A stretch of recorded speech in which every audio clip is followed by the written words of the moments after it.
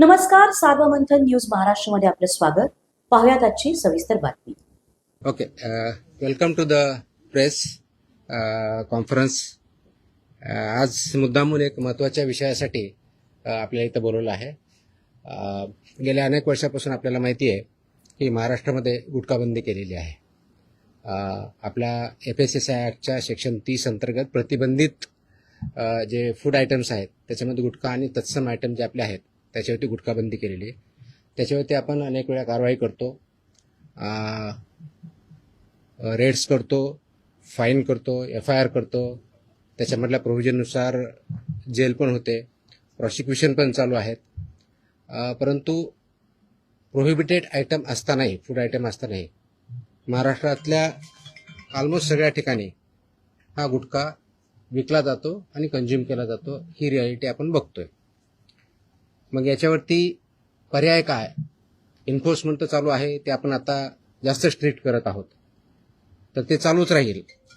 परंतु याच्यावरती काही डेटरन्स असा क्रिएट करता येईल का की ज्याच्या माध्यमातून, कारण प्रोड्युसर तर इथं नाही आहेत प्रोहिबिटेड असल्यामुळं, ते बाहेरून आपण जे याच्यामध्ये इन्व्हॉल्व असणारे बिझनेसेस आहेत, बिझनेस पर्सन्स आहेत, ट्रान्सपोर्टर्स आहेत, रिटेलर्स, होलसेलर्स, सेलर्स, हे त्याच्यामध्ये इन्व्हॉल्व आहे. त्या प्रकारचं रॅकेट आहे आणि ते जर उद्ध्वस्त करायचे तर आपल्याला खूप मोठ्या प्रमाणात स्ट्रॉंग स्टँड घेणं हे गरजेचं आहे. ह्या निष्कर्षापर्यंत शासन पोहोचलेलं आहे आणि म्हणून मध्ये बऱ्याच वेळेस याच्यावरती डिस्कशन पण झालं की काय केलं पाहिजे. आणि मी इथं जॉईन झाल्यानंतरही याच्यावरती आम्ही विचार केला काय करता येईल, कारण याच्यामध्ये this is a danger to public health आणि म्हणूनच तो आयटम प्रोहिबिट केलेला आहे. जर पब्लिक हेल्थला जर डेंजर असेल आणि तो आयटम प्रोहिबिट केलेला असेल तरीही त्याचा व्यापार होत असेल, तिथं ट्रान्सपोर्ट होत असेल, होलसेलर विकत असतील, सेलर विकत असतील आणि तो अवेलेबल होत असेल, तर त्याच्यावरती स्ट्रिंजेस्ट पॉसिबल ॲक्शन घेणं गरजेचं आहे. ह्या निष्कर्षापर्यंत पोहोचल्यामुळं आज दिनांक 12 जून रोजी मी मोका लावण्याचे आदेश पारित केलेले आहेत. So we have issued the order saying that mocha provisions will be, मोका कायदा, मकोका ज्याला आपण म्हणतो, Maharashtra control of organised crimes act 1999 हा आम्ही इन्व्होक केलेला आहे. ही माझी त्याची ऑर्डर आहे इश्यू केलेली. आणि या ऑर्डरच्या अनुषंगाने हा फक्त फूड सेफ्टी ॲक्ट 2006 चे कलम 3, 26, 27, 30, 38, 41, 42, 59, 63, 64 आणि 89 बरोबरच Maharashtra control of organise crimes act 99चा sections 21D, 21E, 21F, 3, 4, 18, 21 and 23 read with code of criminal procedure 1973 किंवा भारतीय नागरिक संहिता सुरक्षा संहिता 2023 याच्या अनुषंगाने ही ऑर्डर मी आज पास केलेली आहे. एक मिनिट मला बोलतो त्या माझं पूर्ण होऊ दे, पूर्ण झाल्यानंतर विचारा ना प्रश्न. सो ही कारवाई करताना हे प्रोव्हिजन्स आहेत. त्याच्यामध्ये ऑथॉरिटी कोणती आहे, त्याचं रॅशनेल काय आहे, कोणत्या क्राईम्सला, कोणत्या ऑर्गनाइज क्राईम मधल्या जी 21D ची डेफिनेशन सांगितलं त्याच्या क्राईममध्ये हा क्राईम कसा बसतो, त्याच्या ऑथॉरिटी कोण कोण आहेत, ह्या सर्व आपण डिफाईन केलेल्या आहेत. आणि याच्या अनुषंगाने अल्टिमेटली आपण काही ऑर्डर्स, डिरेक्शन्स या माध्यमातून दिलेल्या आहेत. त्याच्यामध्ये ज्या ज्या ठिकाणी हे मोर दॅन वन्स एखाद्या ह्याच्यामध्ये ट्रेड करणारा व्यक्ती, संस्था, आस्थापना असेल त्यांच्याविरुद्ध कंपल्सरी मोका इन्व्होक करायची ही ऑर्डर आहे. त्याचबरोबर सेक्शन 23 ऑफ मकोका ची जी प्रोसेस दिलेली आहे ती प्रोसिजर कंपल्सरी पाळायची हे पण आपण या सेक्शनमध्ये आदेश दिलेले आहेत.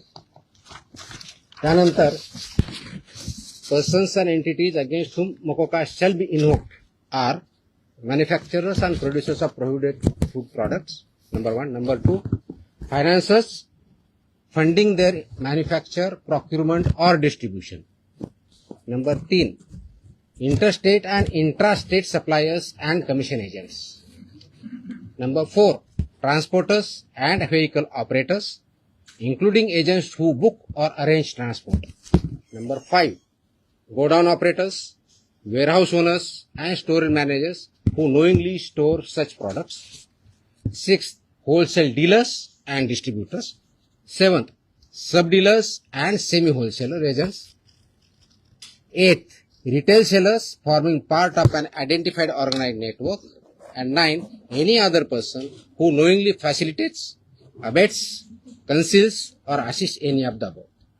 त्या इतक्या जणांविरुद्ध मोकोका वापरायचे ह्याच्यामध्ये आदेश आपण केलेले आहेत. त्याचबरोबर प्रिझम्पशन ऑफ एलिजिबिलिटी जी आहे ते फक्त याच्यावरती नाही तर प्रिझम्पशन ऑफ एलिजिबिलिटी हे आपण ज्यावेळेस म्हणतो की any one or more of the following is present, ते स्ट्रॉंग प्रिझम्पशन फेवर करणारं मोकोकाला हे प्रोव्हिजन वापरायचं. आणि no officer shall refrain without recording specific return reasons approved by joint commissioner. रिजनचं जे असेल त्याच्यामध्ये की interstate supply chain or manufacture nexus हे आपल्याला वरती न्यायचं प्रिझम्पशन ऑफ एलिजिबिलिटीसाठी वापरायचं. Clandestine godowns, fake labels, dummy firms or forged invoices याच्यासाठी सुद्धा हा वापरायचा आहे. Simultaneous seizures across multiple districts pointing to a common syndicate त्याच्यासाठी सुद्धा वापरायचं आहे. Corruption of enforcement officials or intimidation of informants of witnesses यासाठी आपण वापरणार आहोत. Seizure value exceeding ₹10 lakhs in a single action or ₹25 lakhs cumulatively from the same account or network. आणि financial flows indicating systematic profiteering including hawala और बेनामी channels याच्या सुद्धा आपण ते एस्केलेट करण्यासाठी हे सुद्धा प्रोव्हिजन त्याच्यामध्ये आपण वापरणार आहोत. याची ओरिजिनल ड्युटी आहे ते आपण फूड सेफ्टी ऑफिसरवरती देणार आहोत. डेजिग्नेटेड ऑफिसरच्या ड्युटी आपण याच्यात ज्याला असिस्टंट म्हणून त्यांना डिफाईन केलेल्या आहेत. जॉईंट कमिशनरच्या केलेल्या आहेत. नेटवर्क वाईड प्रॉसिक्युशन करायचं हे आपण सांगितलं आहे. पार्शियल ऍक्शन घ्यायची नाही, कंप्लीट घ्यायची. आणि कॉन्फिस्केशन, अटॅचमेंट अँड फोरफिचरचं कसं करायचं ट्विन ट्रॅक स्ट्रॅटेजी ही पण त्याच्यामध्ये सांगितलेली आहे. त्याचं प्रॉसिक्युशन रजिस्टर मेंटेन करायचं सांगितलेलं आहे. बेलला अपोजिशन करायचं सांगितलेलं आहे. आणि procedure compliance with the criminal procedure code हे सुद्धा आपण मॅन्डेटरी केलेलं आहे. याचा सर्वांचा ऑब्जेक्टिव्ह जो आहे बेसिकली आपण मोका का वापरतोय कारण हा स्ट्रिंजंट लॉ आहे, आय अंडरस्टँड. आणि त्याचं म्हणूनच खूप थॉट करून विचार करून याच्यावरती कायद्याचे जे कलम आहेत, सेक्शन्स आहेत त्याचा अभ्यास करून this order is basically done to prosecute in the interest of food safety in violation but as an organized crime against public health. हा क्राईम पब्लिक हेल्थच्या अगेन्स्ट आहे. आणि आर्टिकल 47 ऑफ द कॉन्स्टिट्यूशन जे आहे ते स्टेटला मॅन्डेट करतं. That is where my order begins with. आणि तुम्हाला copy me देईलच, press note बरोबर ही कॉपी पण असेल so that you can go through that order. It says the Article 47 of the Constitution of India cast upon a state primary duty to improve public health and in particular to bring about prohibition of consumption of substances injurious to health. हे already आपण prohibit केलेलं आहे. त्याचं implementation व्हावं, public health improve व्हावं आणि public health जी endanger होते ते कंट्रोल करता यावं या दृष्टिकोनातून मकोका कायद्याचे प्रोव्हिजन हे प्रोहिबिटेड आयटम जे 32 म्हणजे फसाई ऍक्टच्या सेक्शन 32 अंतर्गत जे आपण प्रोहिबिट केलेले आयटम आहेत त्यांच्यावरती आजपासून म्हणजे अगोदरच लागू करू शकलो असतं पण आज आपण ती ऑर्डर काढलेली आहे and it will B implemented completely across the state of Maharashtra. Sir, जो कायदा केंद्राचा जो फॉरवर्ड शोधली जाते दुकानामध्ये पान मसाल्याची पुड्या आणि सुकी पुडी जे आहे ते मिक्स केल्यानंतर गुटख्यासारखा पदार्थ तयार होतो. अशा पद्धतीने चालकीला कसं रोखलं जाणार कारण तो स्पेसिफिकली गुटखा या टायटल खाली विकला जातो. त्याच्यामध्ये मिसलिडिंग ॲडव्हर्टाइजमेंट ऍक्ट आहे. तुम्हाला काही दिवसापूर्वी कारवाई केलेली बघितली. फसाईमध्ये सुद्धा मिसलीड करणं, लेबलमध्ये चुकीची माहिती देणं, इन्ग्रेडियंट चुकीचे असताना वेगळा क्लेम करणं हा सुद्धा गुन्हा आहे. त्यानुसार आपण कारवाई करतो त्याच्यावरती. दिस इज मिसलिडिंग. तर मिसलिडिंगला कायदा दुसरं मिश्रण जे असतं ते पान मसाला त्याला सुद्धा याच्या अंडर घेतलं जातं ते तंबाखू. मी तेच सांगतोय की आपल्याला कोणताही एखादी ज्यावेळेस प्रॉडक्ट असतो त्याच्यावरती लेबल कोणतं असावं, ते कोणत्या स्टँडर्डचं असावं, त्याच्यामध्ये कोणते कोणते इन्ग्रेडियंट असावे, त्याचे काय व्हॅल्यू आहेत वेगवेगळ्या त्या मॅन्डेट दिले. त्याचे रेग्युलेशन्स आहेत. फसाईमध्ये रेग्युलेशन्स दिलेले आहेत, व्हेरी क्लिअरली दिलेले आहेत. त्याचबरोबर ॲडव्हर्टायझिंग आणि मार्केटिंगचे सुद्धा रेग्युलेशन्स क्लिअरली आहेत. त्याचं व्हायोलेशन जिथं जिथं होतं त्या प्रोव्हिजनचा वापर आम्ही तिथं करणार आहोत. सर, याची जेव्हा कारवाई केली जाते त्यामुळे लोकल पोलिसांची भूमिका खूप महत्वाची असते. स्पेशली बीट मार्शल आणि यांचा जो व्हिजिलन्स असतो तो अनेक वेळा नेक्सस तिकडे दिसून येतो अनेक पानटपऱ्यांवरती. ते कसं ब्रेक केलं जाणार, आपल्याकडनं कडक कारवाईची तरतूद सगळ्यांकडून. त्याच्यामुळे तुम्ही जर आता मी वाटलं व्यवस्थित ऐकलं असतं तर त्याच्यामुळे तुमच्याकडनं प्रतिक्रिया त्याच्यावरती अपेक्षित. पोलीस आणि नेक्सस ज्या ठिकाणी it's not about police or FDA किंवा food safety officers. It is the holistic. याच्यामध्ये कंझ्युम करणारा आहे तेवढा जबाबदार आहे, विकणारा आहे तेवढा जबाबदार आहे, इन्फोर्स न करणारा आहे तेवढा जबाबदार आहे. जो कोणी जबाबदार असेल आपण त्याच्यावरती कारवाई करणार आहोत आणि स्ट्रिक्ट करतोय. तुम्ही गेल्या काही दिवसामध्ये बघितलं असेल, हा ज्यावेळेस प्रोहिबिट केला त्यावेळेसचा उद्देश हाच होता, ही it's a danger to public health. आणि ते जर टाळायचं असेल, कारण याच्यामधून काय काय आजार होतात हे मी वगैरे सांगण्याची गरज नाही. It's documented, it's in the public domain. ते करण्यासाठी आपल्याला स्ट्रिंजंट ऍक्टचे प्रोव्हिजन आपण आज का इन्व्होक करतोय, कारण जेवढ्या इफेक्टिव्हली आपल्याला करायचं होतं तेवढं होऊ शकलं ना. हा डेटाच्या आधारे तुम्हाला मी डेटा सांगतो, म्हणजे जस्ट फॉर इन्फॉर्मेशन आपल्याला हा एक असेल की आतापर्यंत गेल्या 10 वर्षात ऑलमोस्ट आपण FIR किती केलेले आहेत महाराष्ट्रामध्ये. 32चा FSSAचा जो सेक्शन प्रोहिबिट केलेला आहे याच्यावरती. जे मॅन्युफॅक्चरर्स आहेत त्यांच्या विरुद्ध 260 मॅन्युफॅक्चरर्स FIR आहेत आपले. जे पुरवठादार आहेत सप्लायर्स ते 248 आहेत. आणि पर्सन्स जे आहेत ते असे 190, असे 703 कोणते हे सॉरी ट्रान्सपोर्टर, म्हणजे उत्पादक 260, सप्लायर्स 248 आणि ट्रान्सपोर्टर्स 190, असे 703 FIR आहेत. सो FIR काय कमी केलेत अशातला भाग नाही. त्यांचं प्रॉसिक्युशन, त्यांची पुढची प्रोसेस आपण करतोय. पण आपल्याला अजूनही त्याच्यामध्ये कम्प्लीट याच्यामधून खरोखरच हद्दपात करण्याच्या दृष्टीने, कारण याच्यातून झाला नाही तर पुढची स्टेप आपण घेतोय आणि ती आज आपण घेतलेली आहे. Yes please. पदभार स्वीकारला एक मिनिट.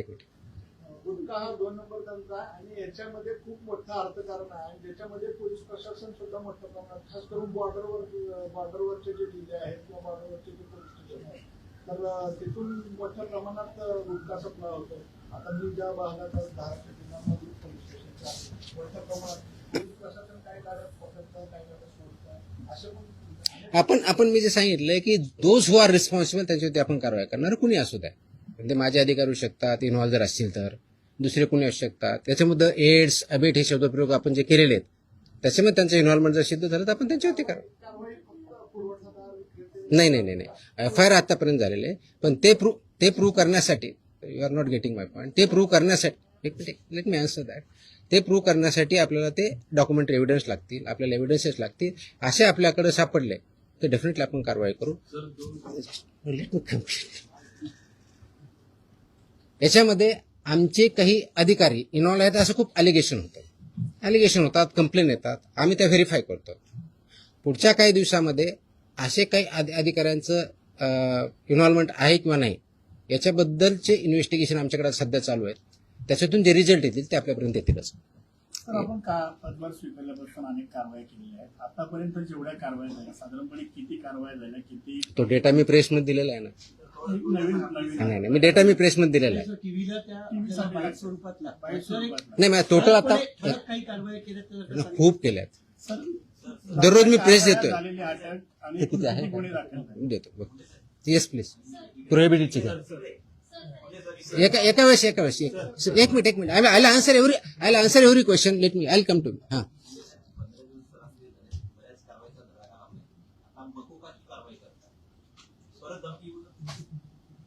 मला धमकी आलेलं कुणी सांगितलं तुम्हाला? नाही sorry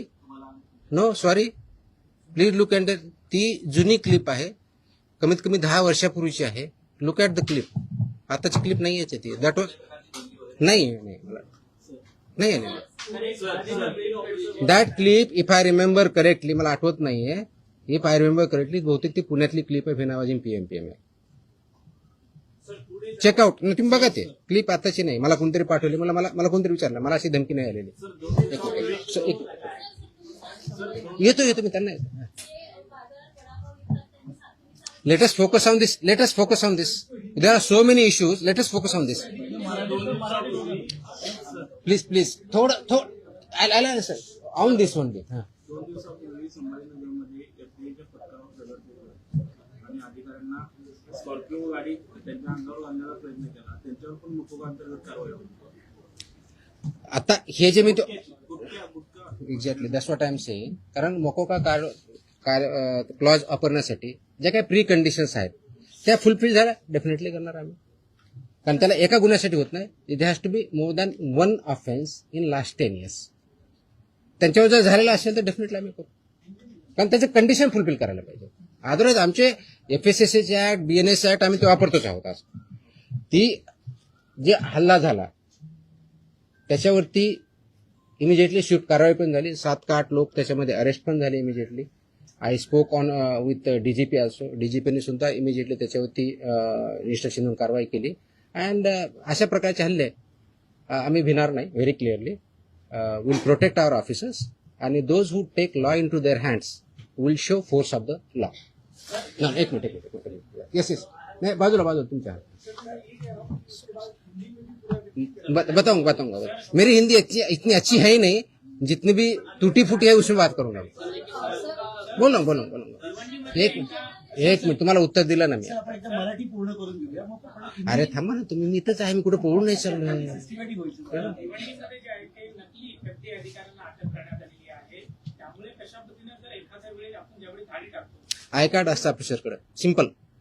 my officers wear I card. Very clearly they show the I card. या प्रतिबंधित माल जो आहे तो बऱ्याचदा गुजरात सारख्या राज्यातून मुंबईत येतो. खास करून गुटखा असेल किंवा बऱ्याचदा भेसळयुक्त खावा देखील गुजरातवरूनच मुंबईमध्ये येतो. वाहतूक व्यवस्था करणाऱ्या अनेक लक्झरी बसेस असतात, टुरिस्ट गाड्या असतात किंवा ट्रक. यासाठी RTOची काही मदत वगैरे घेणार? मी आता वाचताना वाटलं इन्क्लुडिंग ट्रान्सपोर्टर्स. RTOची मदत घेणार? सगळ्या एजन्सी एकत्र काम करत असतात. त्याच्यामध्ये सगळ्याच एजन्सी काम करतात. आपण याच्यामध्ये मकोका लावताना किंवा हे करताना इव्हन आताचे जे FIR होत आहेत त्याच्यामध्ये आपण फक्त विकणाऱ्याला करत नाही, त्याचा ट्रान्सपोर्टरला पार्टी करतोय, त्याचा डिस्ट्रीब्युटरला पार्टी करतोय, तुमच्या ओनरला. मी तुम्हाला लिस्ट पण दिली. तर इथून पुढचे आता आल्यापासून FIRचे हे it will be right from manufacturer to seller. आताही होत आहेत, अजून जास्त स्ट्रिंजंटली होतील. So they are responsible. कायद्यामध्येच व्हेरी क्लिअरली त्याच्यामध्ये कुठेही डाऊट नाही त्याच्याबद्दल. याच्या बाहेर नका विचारू. जो आपला विषय चालला तेवढाच विचार. नाही संबंधित नाही, आजच्या विषयाशी संबंधित. तुकाराम मुंडे साहेब यांच्या विभागाचा पदभार ग्रहण करतात, तो विभाग नेहमी चर्चेत येतो, असं का होतं? त्याचं उत्तर तुम्ही द्या. मी कसं देणार आहे? तो काय होतो तर you are better. No I cannot answer this. Simple. कारण काय येतो, लोक चर्चा का करतात, तुम्ही जास्त का पब्लिश करतात, का कुणी काय करतं, ह्याचं उत्तर मी नाही देऊ शकत. You have to analyse. त्याचं उत्तर मी कसं देऊ शकणार? सोशल मीडियावरती तुम्ही इथे आल्यानंतर प्रचंड लोकांचा पाठिंबा we are diverting. Let us not divert. No. So publish related direct आहे. नो हे जे विषय त्याच्यावरती आपण बोलू, बाकीचे विषय नाही. हा नाही याच्या अगोदर फक्त हा डेटा हा प्रोहिबिटेड ना प्रतिबंध. हा आता तुम्ही जो विचारला होता प्रश्न की मी 25 मे ते 11 जून या काळामध्ये प्रोहिबिटेडच्या बाबतीत म्हणजे प्रतिबंधित आयटमच्या बाबतीतला सांगतोय, बाकीच्या नाही सांगत आहे कारण हा प्रोहिबिटेडचा विषय आहे. म्हणून तपासणी केलेल्या आस्थापना म्हणजे प्रोहिबिटेडच्या बाबतीत त्या 354 आहे, 354. बाकीचे असेल ना आपल्याकडे पुढचे केलेले ती पण असेल ना, तो पण मागवा ना. आणि ड्रगचे असेल तर ड्रगचं पण मागवा. त्याच्यामध्ये नाही सॉरी प्रतिबंधित पदार्थ आढळलेल्या आस्थापनाची संख्या 344 सापडली आपल्याला. तपासणी 354 केली, 344 मध्ये फाइंड आउट झालं. जप्त साठ्याची किंमत ह्या 344 मध्ये एक किती रुपये 3,27,24,629 rupees. 3,27,24,629 rupees. FIRs 235. Arrested people 350. Seal establishment of this 344 are 274. Seized vehicles are 26 and the price of that vehicle is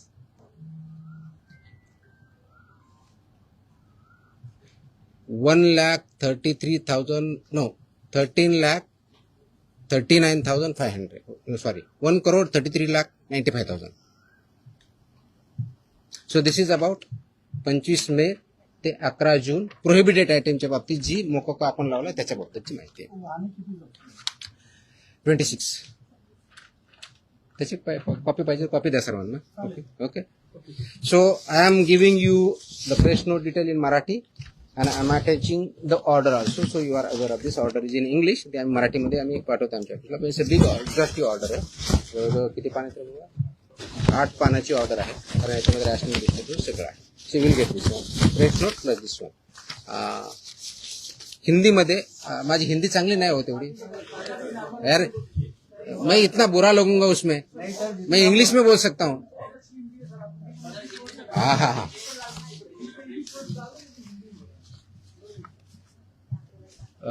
आप सब जानते हैं कि महाराष्ट्र में FSI एक्ट के तहत सेक्शन 30 के अंदर प्रोहिबिटेड आइटम्स है, जैसे कि गुटखा, पान मसाला, इसमें एक आइटम्स है प्रोहिबिटेड है. इसका मतलब ये होता है कि ये प्रोडक्ट, फूड प्रोडक्ट जो है प्रोहिबिटेड, वो महाराष्ट्र में मैन्युफैक्चर नहीं हो सकता है, ट्रांसपोर्ट नहीं हो सकता है, स्टोर नहीं हो सकता है, सेल नहीं हो सकता है. फिर भी बहुत कार्रवाई करने के बावजूद इसका सेलिंग और अवेलेबिलिटी महाराष्ट्र में कई जगहों पे पाया जाता है. इसलिए गवर्नमेंट शासन ने डिस्कशन कर रही थी इस पे क्या किया जाए, कौन सा स्ट्रिंजेंट एक्ट या क्लॉज या कार्रवाई की जाए जिसकी वजह से ये एक्चुअली प्रोहिबिट होगा, क्योंकि ये this is a endanger to public health के लिए हानिकारक है. इससे पब्लिक हेल्थ इंडेंजर होती है. ये नॉलेज पब्लिक डोमेन में है. तो इसके तहत आज हमने मोकोका एक्ट जो है महाराष्ट्र का, Maharashtra control of organise crime act 1999, ये इसमें इन्वोक करने का निर्णय लिया है, लागू किया है कि जो ये बिजनेस में मैन्युफैक्चरिंग करते हैं, ट्रांसपोर्ट करते हैं, सेल करते हैं, डीलर्स है, सेमी डीलर्स है, ये सबको ये प्रोविजन के अंदर अभी कार्रवाई की जाएगी. उसकी जो प्रोसीजर दी है सेक्शन 23 के अंदर मोकोका के, वो फॉलो करके ये मैंडेटरी किया गया है कि जो मोकोका के प्रोविजंस के में लायबल है, वो मैंडेटरी हमारे ऑफिसर एफआईआर करते समय मोकोका का प्रोविजन एक्ट इन्वोक करेंगे और उनको पनिशमेंट करेंगे. इसका ऑब्जेक्टिव है, उद्देश्य है कि पब्लिक हेल्थ जो इंडेंजर हुई है इसकी वजह से, उसको पूरा तरह से रोका जाए. और वो जो हमने प्रोहिबिशन किया है आइटम्स में, उसका अवेलेबिलिटी महाराष्ट्र में कहीं न हो और लोग उसको न खाए, जिसके वजह से उनकी हेल्थ अच्छी रहेगी, उनका हेल्थ अच्छे रहने की वजह से उनका प्रोडक्टिविटी अच्छी रहेगी, और जो ह्यूमन डेवलपमेंट है, ह्यूमन ग्रोथ है, उसको भी अच्छी तरह से हो जाएगा. इसीलिए ये प्रोविजन आज हमने इन्वोक किया है. इसका ऑर्डर हमने आज as a commissioner food safety Maharashtra बोल के इश्यू किया है, और ये लागू हो रहा है और ये सब स्ट्रिक्टली आगे इम्प्लीमेंट होगा. अब तक का लास्ट 10 साल में जो मैन्युफैक्चरर्स है उनके खिलाफ 260 एफआईआर हुए हैं, जो सप्लायर्स है 248 एफआईआर हुए हैं, जो ट्रांसपोर्टर्स है 190, ऐसी 703 एफआईआर भी हो चुके हैं. इसका डेटा हमने मांगा है, उसका एनालिसिस भी चल रहा है. तो मेरी ये सुझाव है, वार्निंग है, those who are involve in this business, इधर मैन्युफैक्चरर और ट्रांसपोर्टर्स और सेलर्स और डीलर्स और सेमी डीलर्स, ये महाराष्ट्र में आप काम बंद कीजिए, नहीं तो ये कानून के हिसाब आपको कड़ी से कड़ी से आपको सजा इसमें पता है वो दिया है, इसी शासन सजा देंगे, प्रोसिक्यूट करेंगे, और हम महाराष्ट्र जो प्रोहिबिटेड आइटम है उसमें नहीं मिलने देंगे. ये जो हमने बताया कि इसमें कौन कौन आता है, तो इसमें मैन्युफैक्चरर आएंगे, manufacturer end producers of prohibited items, financiers funding जो करते हैं मैन्युफैक्चर के लिए या प्रोक्यूरमेंट के लिए या डिस्ट्रीब्यूशन के लिए, वो भी आएंगे. इंटरस्टेट और इंट्रास्टेट सप्लाईज जो है वो भी इसमें आएंगे, कमीशन एजेंट्स भी इसमें आएंगे, ट्रांसपोर्टर्स आएंगे, व्हीकल ऑपरेटर्स आएंगे, इंक्लूडिंग एजेंट्स हु बुक और अरेंज फॉर ट्रांसपोर्ट, वो भी आएंगे. गोडाउन ऑपरेटर्स आएंगे, वेयरहाउस ओनर्स आएंगे and store managers who knowingly store such products, वो भी आएंगे. होलसेल डीलर्स एंड डिस्ट्रीब्यूटर्स भी आएंगे, sub dealers and semi wholesalers भी आएंगे, एजेंट्स भी आएंगे, retail sellers forming part of an identified organise network भी आएंगे, और एनी अदर पर्सन नोइंगली, जानबूझ के उसको अबेट करता है, इंफॉर्मेशन कंसील करता है या असिस्ट करता है, ये सब कुछ चला के लगेगा. सेलर है।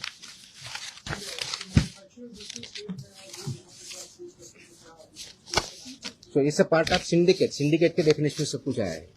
Organized crime. That's why it is an act. That's why this is become an organized crime, and they are working as a syndicate. That's why we are invoking this provisions. They are supporting. They are supporting.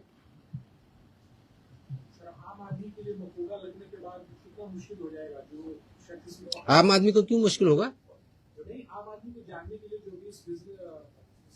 आम आदमी business में नहीं है ना।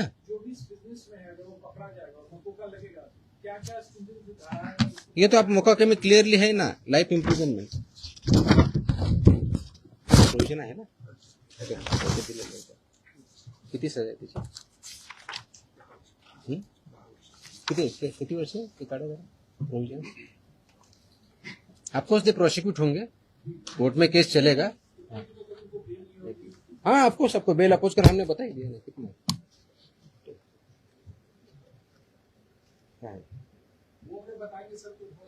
नहीं वो तो कुठे which may extend up to 10 years imprisonment shall also be liable to fine, such property shall also be liable to be attached and forfeiture। और रिपीट है तो उसके फिर और बताए यहाँ इम्प्रिजनमेंट प्रॉपर्टी भी सीज होगी। नाही हे विषय संपवल्यानंतर आपण दुसरा आता ठीक आहे। तुमचे प्रश्न संपत नसतात कधी मला माहिती आहे। आय थिंक झालं ना आता हिंदीमध्ये। हा येतो एक विषय संपला आता, हा विषय संपवत आपण। माझी अशी अपेक्षा आहे आपल्याकडून, प्लीज याला चांगली पब्लिसिटी द्या। This is in the interest of state of Maharashtra. It's very very crucial, very very crucial. Many people have fallen prey to this, so we need to save our people. We need to work. That's a public health hazard and we have to eliminate it. Absolutely clear. So इसीलिए मुझे ये publicity जितनी ज़्यादा दे सकते हो वो दे दो. That is my request. Dairy ओनर्सची आणि मॅन्युफॅक्चर म्हणजे मिल्क अँड मिल्क प्रोडक्ट्स याच्यामध्ये आज मीटिंग मी सगळ्यांची बोलवली होती.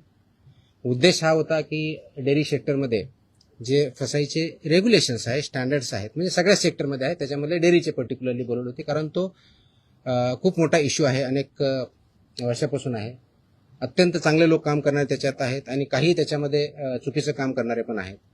आणि म्हणून FDA म्हणून आम्ही काय कारवाई करणार as a regulator. FDA is a regulator आणि फूडच्या बाबतीत म्हणलं फूड कमिशनर स्टेट म्हणून आम्ही रेग्युलेट करतो जे फसाईचे नॉर्म्स आहेत. कारण फसाई ऍक्ट हा 2006ला आला, त्याचे रूल्स 2011ला झाले आणि 2011 पासून आतापर्यंत वेगवेगळे रेग्युलेशन किंवा स्टँडर्ड्स फसाईने डिक्लेअर केलेले आहेत. ते मॅन्डेटरी आहे सर्वांवरती. जे जे फूड बिझनेसेसमध्ये आहे, ज्याला आपण FBO म्हणतो, फूड बिझनेस ऑपरेटर, ते रजिस्टर्ड असणं हा भाग वेगळा आहे. पण त्यांनी कोणत्या कोणत्या प्रकारचे स्टँडर्ड्स जे जे प्रॉडक्ट आहेत त्याला वापरायचे, त्याप्रमाणे प्रॉडक्ट तयार करायचे किंवा सेल करायचे, हे त्याच्यामध्ये स्टँडर्ड्स दिलेले आहेत. त्याच्यामधला एक भाग म्हणून जे मिल्क अँड मिल्क प्रॉडक्ट्स आहेत याच्यासाठी जे स्टँडर्ड्स लागतात ते त्यांनी पाळावेत, ते त्यांनी इम्प्लिमेंट करावेत. या दृष्टिकोनातून एक इंटरॅक्शन सेशन, कायद्याचे प्रोव्हिजन, रेग्युलेशन्स कोणते आहेत ते त्यांना आम्ही सांगितले. त्यांचे जे काही इश्यू होते ते आम्ही समजून घेतले आणि यातून पुढे खूप स्ट्रिक्टली याच्यावरती इन्फोर्समेंट होईल. राईट फ्रॉम कलेक्शन सेंटर गावातलं जे असेल तिथपासून ते म्हणजे तुमचा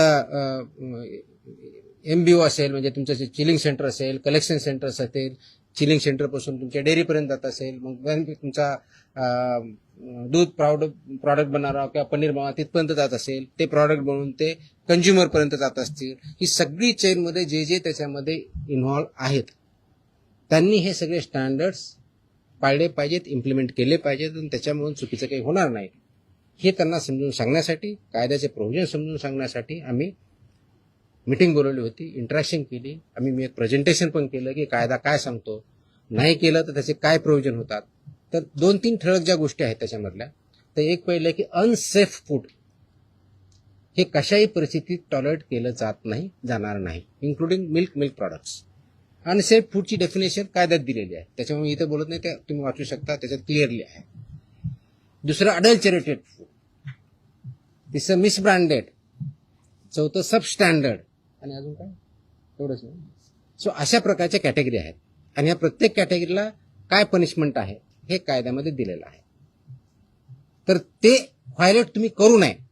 त्याचे जे वेगवेगळे रेग्युलेशन, पहिला रेग्युलेशन फॉर रजिस्ट्रेशन कंपल्सरी आहे, ते बऱ्यापैकी इम्प्लिमेंट आहे आजच्या डेटला, रजिस्ट्रेशन आणि लायसन्सिंग. पण ते तेवढ्या पण चालत नाही.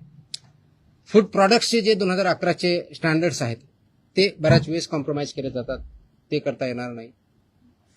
मार्केटिंगच्या किंवा ॲडव्हर्टाइजिंगच्या बाबतीत चुकीचं दिलं जातं, ते करता चालणार नाही. त्याचबरोबर काय म्हणतो त्याला, प्रिंटिंग, काय म्हणतो त्याला, प्रिंट करतो ते लेबलिंग जे आहे ते व्यवस्थित होत नाही किंवा चुकीच्या पद्धतीने होतं का मिसलिडिंग होतं, ते चालणार नाही. पॅकेजिंग, त्याचे स्टँडर्ड्स ठरवले आहेत, ते पॅकेजिंग त्याच पद्धतीनं पाहिजे, ते चालणार नाही. हे त्यांना आम्ही चांगल्या पद्धतीनं समजून सांगितलं आहे आणि बाय अँड लार्ज त्यांची कन्व्हिन्स झालेली आहेत की येस, आमच्याकडे काही ज्या त्रुटी असतील तर आम्ही त्याच्यामध्ये कारवाई करू, जेणेकरून हे जे दूध आहे किंवा प्रॉडक्ट आहे, फूड अँड फूड प्रॉडक्ट जे आहेत ते कंझ्युमरला जे स्टँडर्ड फसाईने घालून दिलेले आहेत ते त्याप्रमाणे करतील. जे करणार नाही त्याच्यावर फसाई ऍक्टनुसार आपण त्याच्यावरती कारवाई करणार आहोत. आता हे standard over a period of time आहे, 2011 पासून आतापर्यंत जवळजवळ टोटल 28 प्रकारचे रेग्युलेशन किंवा स्टँडर्ड आहेत. त्याच्यातले 6 हे ऑथॉरिटीचे आहेत, पण 22 आहेत वेगळ्या प्रॉडक्टच्या बाबतीतले आहेत सगळे. त्याच्यातले बऱ्याचशा अंशी 6 ते 10च्या दरम्यान हे फूड अँड फूड प्रॉडक्ट्स लागतात. प्रत्येकाला मोर दॅन 1 लागतात. रजिस्ट्रेशन कंपल्सरी आहे, पण ते फूड कॅटेगरी जी असेल त्यांना ते लागतात. ते स्टँडर्ड्स आम्ही जास्त इम्प्लिमेंट करू, सॅम्पलही आम्ही वाढवू आणि त्याचबरोबर आम्ही हे सांगितलं की कंप्लायन्स करणं ही तुमची जबाबदारी आहे आणि इन्फोर्स करणं ही आमची जबाबदारी ॲज अ रेग्युलेटर म्हणून. ती एन्फोर्समेंट आमचं स्ट्रिंजंट होईल. त्याच्यामुळं आपण स्वतः आपल्या आधीनिसं ज्यांच्याकडून तुम्ही दूध घेता, जे चिलिंग सेंटर्स आहेत, जे तुमचे प्रॉडक्ट्स आहेत, तुमचे प्लांट्स आहेत, त्या ठिकाणी याचं कोणतंही व्हायोलेशन होणार नाही याची काळजी तुम्ही घ्या. आणि सबस्टँडर्ड असेल, अनसेफ असेल, तो माल रिजेक्ट करा. तो तुम्ही वापरू नका, दुसऱ्याकडे वापरू देऊ नका. So that this unsafe, substandard, adulterated, misbranded असं कोणताही प्रॉडक्ट मार्केटमध्ये येणार नाही. त्यासाठी तुम्ही कार्यरत राहा आणि ते कंप्लायन्स करता की नाही त्याचं एन्फोर्समेंट आम्ही बघू आणि जिथं कंप्लायन्स होत नाही त्यांच्यावरती आम्ही स्ट्रिक्ट कारवाई करू. दिस वॉज द मीटिंग. तुमच्या कारवाईचं शेतकरी फार खुश आहेत. तुमच्या कारवाईच्या आठवडी तालुक्यामध्ये तुमचा दुधाभिषेक करण्यात आला. दुधाचे रेट वाढतील असं वाटतं? रेट माझ्या हातात नाही आहेत. वाढवणं हा इज अ फ्री मार्केट. त्याच्यामुळे दुधाचा किती रेट असावं ते डिमांड सप्लायवरती ठरलं जाईल. पण आपण अडल्चरेशन बंद करू शकलो, आपण सबस्टँडर्ड दूध बंद करू शकलो, प्रॉडक्ट्स बंद करू शकलो, तर ऑफकोर्स प्युअर दुधाला डिमांड वाढेल. ऑफकोर्स मार्केट फोर्सेसनुसार त्याचे जे काही परिणाम होते ते होते. आतापर्यंत ज्या कारवाया झाल्या, अनेक जप्त केलेला माल आहे तो टेस्टिंगसाठी पाठवण्यात आलेला आहे. किती अहवाल येणे बाकी आहे? आता खास करून दूध किंवा दुग्धजन्य पदार्थ यांचे लवकर नाशवंत होतात. त्याची आम्ही काळजी घेत आहोत. त्याचे जे पिरियड दिलेला आहे, ड्रगच्या बाबतीत 60 दिवसाचा असतो, फूडच्या बाबतीत 14 दिवसाचा असतो, त्या वेळेतच येतील आम्ही इन्शुअर करतोय. त्याची सुद्धा मी आढावा घेतलेला आहे. आपल्याकडं 3 ठिकाणी आपल्या स्वतःच्या लॅब आहे. पुण्याला आपली हेल्थ डिपार्टमेंटची ऑलरेडी लॅब आहे, प्लस मुंबईमध्ये BMCची लॅब आहे, प्लस गव्हर्नमेंट ऑफ इंडियाच्या फसाच्या PPP वरती लॅब आहेत. त्याच्यामुळे आपण ते सॅम्पल वेळेत कसे होतील याची आपण काळजी घेत आहोत. मनुष्यबळासंदर्भात देखील मागे एकदा भरपूर एकाच दिवशी सर तुम्हाला परत प्रश्न यायचं नाही का असं सांगा, मी सांगू शकतो. नाही, रोज तर नाही शक्य, पण इन बिटवीन आपण भेटत जाऊ. 100 नहीं इसमें वो प्रोहिबिटेड आइटम के लिए है. एज आई टेल ना, इसमें रिपीट ऑफेंसेस कितने क्या है हम देखेंगे. We'll examine everything. We have collected data. We have started work on that. ये एक दिन का ऑर्डर नहीं है. It has lot of thought has gone into it. जो कंडीशन में अगर फुलफिल करता है डेफिनेटली, इसीलिए मैंने मैंडेटरी किया है ना उसको. या सरकारी रुग्णालयांना पुण्यातील आणि पिंपरी चिंचवडमधील रुग्णालयांना हिंदुस्तान अँटीबायोटिक्स कंपनीमधून औषध निर्मिती थांबवण्याचा निर्णय आपल्या विभागाने घेतला आणि औषध निर्मितीमध्ये त्रुटी आढळल्याने हॉस्पिटल औषध निर्मिती, हॉस्पिटलमध्ये जे इंजेक्शन आणि सलाईन पुरवठा करतात ना, त्या पुण्यातील आणि पिंपरी चिंचवडमधील हिंदुस्तान अँटीबायोटिक कंपनीमध्ये औषध निर्मिती थांबवण्याचा निर्णय घेतला होता असं यांनी बजावलं. म्हणजे आपल्या विभागाने कुठे कॉपी होती? प्रश्न आला ना. नाही तुम्ही प्रश्न असा अझम्पशनवर प्रश्न नका ना विचारू. असा अजम्पशन प्रश्न नका विचार. तुमचा काय फॅक्ट्स काय ते सांगा. मग अशा आदेश बाजूला असा प्रश्न आला तर कुणी आदेश बरोबर हे तर पाहिजे माहित पाहिजे. औषध निर्मितीमध्ये त्रुटी आढळल्याने शोकॉज नोटीस बजावण्यात आली. प्लीज थोडंसं तुम्हाला समजून सांगतो. कंटेक्स्ट मध्ये मी त्या स्पेसिफिक केसबद्दल बोलत नाही कारण तुम्ही स्पेसिफिक प्रश्न विचारत नाही. मी तुम्हाला जनरल सांगतो. काय असतं की मार्केटमध्ये जे आपले ड्रग्ज असतात म्हणजे मेडिसिन्स असतात त्यांचं आम्ही चेकिंग करत असतो. चेकिंग करताना परत सबस्टँडर्ड, अडल्चरेटेड आणि याच्यामध्ये ड्रगमध्ये एक कॅटेगरी आहे स्प्युरियस किंवा मिसब्रँडेड या प्रकारचे आढळले तर त्याला पनिशमेंट ड्रग्ज अँड कंट्रोल ऍक्टनुसार आम्ही करतो. असे जर काही कॅटेगरी आढळल्या असते आमच्या याच्यामध्ये तर there is a provision called recall order म्हणतात त्याला आणि स्टेट ड्रग कंट्रोलर ते करत असतो. ती प्रोसेस आम्ही चालू केलेली आहे. म्हणजे आम्ही कुठं आम्हाला कंप्लेंट आले, मी व्हेरीफाय केलं, आम्हाला वाटलं, आम्ही सॅम्पल घेतले, त्याच्यातून आम्हाला ह्या 4 कॅटेगरीपैकी जी कोणती आलेली आहे तर तो प्रॉडक्ट मार्केटमधून फक्त हॉस्पिटलमधून नव्हे मार्केटमधून आम्ही रिकॉल करतो. त्या कंपनीला सांगतो आणि त्याची मी पब्लिसिटी पण करतो. तर तशा प्रकारच्या ऑर्डर आम्ही ज्या केसेसमध्ये आम्ही ते recall order state drug controller who is sitting here म्हणजे इथं जे आपण जॉईंट कमिशनर ड्रग HQ म्हणतो he is a state drug controller तर त्यांच्या मार्फत इश्यू करतो आणि ते कंप्लाय करतो. पर्पज असा असतो त्याच्या पाठीमागचं की जर हे चुकीचं आहे तर ते कंझ्युम होऊ नये म्हणून ते रिकॉल ऑर्डर असते आणि बाकीचे प्रोव्हिजन ज्याप्रमाणे FIR करून किंवा जे काय प्रॉसिक्युशन करायचे त्या कंपनीवर आम्ही करत असतो. तर अशा आमच्या पुण्यातले जे एक आम्ही हे केलेलं आहे कोणते ते पुण्यामध्ये शेड्यूल H मधले औषधे जप्त केले होते 11.19 लाखाचे. That is Cipla company. तर त्याची तिथल्या लोकलने केली पण इथून आमची ऑर्डर आज 1-2 दिवसामध्ये रिकॉलची जाईल. त्याच्यामुळे ते प्रॉडक्ट जे असतील ते पूर्ण मार्केटमधून पूर्ण अक्रॉस कुठे असू द्या इंडियामधले कुठे असू द्या ते रिकॉल होतील. तसेच बाकीच्याही गोष्टी आम्ही कारवाई केली. That is the provision you should understand. हे रिकॉल ऑर्डर असते. It's a standard procedure as per the drug control act 1940 आणि त्याच्या अंतर्गत 1945 ची स्टँडर्ड प्रोसिजर आहे. वी आर फॉलोइंग इट ना. कदाचित अगोदर होत नव्हती नाही माहित मला माहित नाही but will follow it so that public हेल्थला त्याच्यातून डेंजर राहणार नाही आणि आपको ज्यांनी प्रोड्यूस केलेलं आहे जे सेल करतात त्यांच्यावरती नियमानुसार आपली कारवाई. ओके बिफोर यू फॉरगेट एक लास्ट अजून एक आदेश मी आज पारित केलेला आहे. हा आदेश आहे ड्रग्ज म्हणजे माझ्याकडे 2 सेक्शन एक फूड आहे आणि एक ड्रग आहे.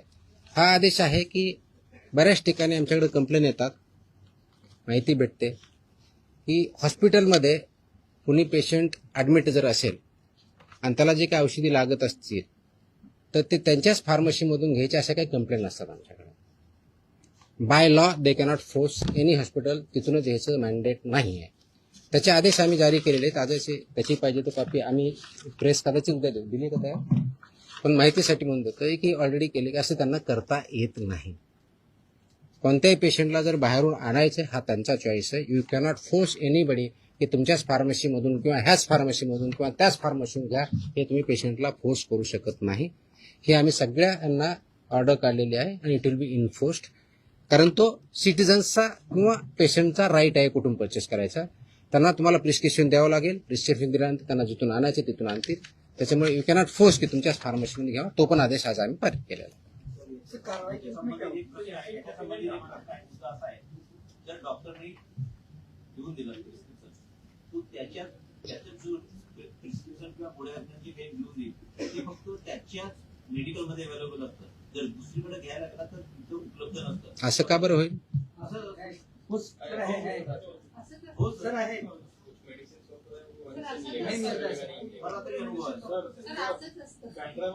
म्हणजे मेडिसिन फक्त त्याच्या हॉस्पिटलसाठी होल्ड ऑन ऐकून घ्या. ते मेडिसिन फक्त त्याच्या हॉस्पिटलसाठी बनवलं आहे का? त्याच्यात मेडिकल सांग. त्याच्यामध्ये स्टँडर्ड ज्या ऍडवायझरीज आहेत त्या ऍडवायझरी अशा आहेत की त्यासाठी जेनेरिक ऑप्शन काय हे पण देऊ शकतात. ते मागू शकता पेशंट. अशा स्पेसिफिक आले तर आम्ही कारवाई करू. मला स्पेसिफिक लागेल जनरल नको. आय नीड आम्ही कारवाई करो. There is a law. मैं है या नहीं बोल रहा, मैं क्वेश्चन नहीं कर रहा हूँ. अगर ऐसे हमारे पास स्पेसिफिक कंप्लेन आते हम कार्रवाई करेंगे ना. मिळतं त्याच दुकानात मिळतात. असं कसं ते कंटेंट पेक्षा ते ब्रँड नेम देतात, त्यामुळे लोक ब्रँड नेम वरती जातात आणि कंटेंट हा खूप मोठा विषय आहे. प्रिस्क्रिप्शन कसं लिहावं, कुठं लिहावं, कोणतं द्यावं, आता त्याच्यात मी जाणार नाही की तो माझा डोमेन नाही आहे. माझा ड्रगच्या बाबतीतला जो इश्यू आहे, अशा प्रकारच्या कंप्लेंट जर आमच्याकडे आल्या तर will definitely investigation look into it. Okay, I hope, I think I have satisfied everybody. आणि मकोकाला जरा वाईट पब्लिसिटी आहे. येस, या अगोदर नाही सांगायचं का? अरे नाही, आता नाही, बाकीचे सगळे नाही, प्रिंटमध्ये it is required and it is essential also. Okay, चलो, थँक्यू. सर पीएम म्हणजे ट्रेडमार्क की तुकाराम म्हणजे गप्पा नको मारा. सार्वमंथन न्यूज महाराष्ट्राला लाईक करा, शेअर करा, सबस्क्राईब करा.